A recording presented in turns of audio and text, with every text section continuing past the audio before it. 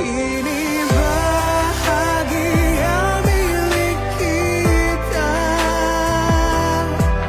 Kamu akan ku jaga hingga ke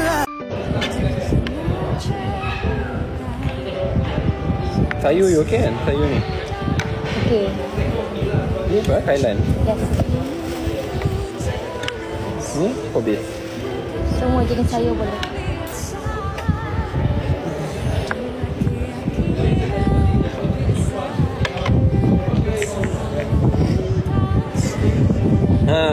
Boleh makan, cuma kurangkan nasi.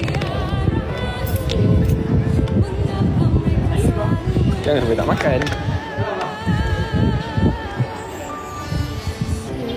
Tapi jadi nak memastikan 20 je. Semalam Bella dapat 20 km tau kat Putrajaya. Hari ni? Hari ni dia akan buat 200 km. Balik ke terus.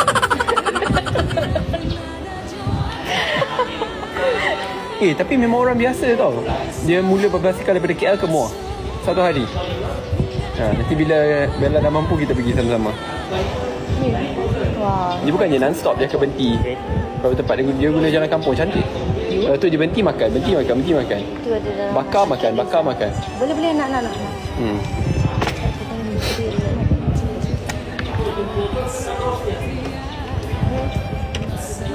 Saya jadi lalat. Apa dia jadi lalat? Selamat Hari Raya. Cakap Bella merajuk ke tak tu? Tak, Bella tengah edit video. Tak tahu video apa tengah edit. Video untuk YB Set tadi. Bella ni dia workaholic. Dia sambil makan, sambil bekerja. Sambil tidur pun dia fikir pasal kerja. Fikir pasal you kan. Selamat Hari Raya kepada semua. Oh, dia kata Bella pakai basikal yang 4 roda.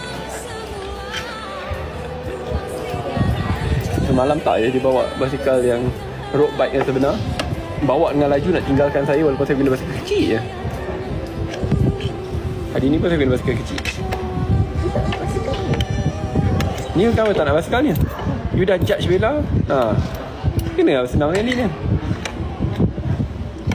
Diam lah. Diam ni. Lu serang Bella, lu serang saya. Siapa? Ni habis you. Ini relax kita kawan. Kasihan dia. Ni dah ni. Ada video yang masa lampau. Ni dah tengok ke belum? Belum tunjuk ni lagi. Ya, terpaksa tunjuk sebelum makan. Kau tak rasa macam saya. Nak korang tengok pemandangan lah sini. Siapa ni?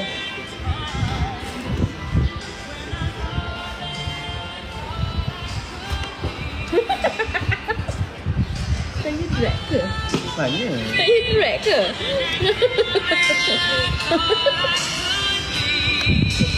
Alah, ya Allah. Jangan betul beza. Bella tengah masuk air. Mari kalau berisi. Tengah masuk air. Masuk air jadilah macam ni. T-Life free dekat mana? Tadi kita dah agihkan 2 kotak yang ada 400 cawan T-Life. Kenapa? Ada apa? Ya Allah, ada kucing lah, tengok. Ada orang takut kucing. Oh, ni dua-dua yang takut kucing. Miau. Apa ni? Tak baiknya. Janganlah. Marah. Janganlah. Kucing dia tak kacau pun. Ya Allah. Dia tak... Masalah manusia takut kucing. Miau. Miau. Okay, minta maaf kawan-kawan. Kita ada orang takut kucing. Okay lah, kita wrap up sebab kita nak makan kan. Saya cuba nak tunjuk korang tempat baru lah. Ini adalah Medan Selera, Medan Rakyat Parit Jawa yang baru. Yang betul-betul terletak di depan pantai Parit Jawa.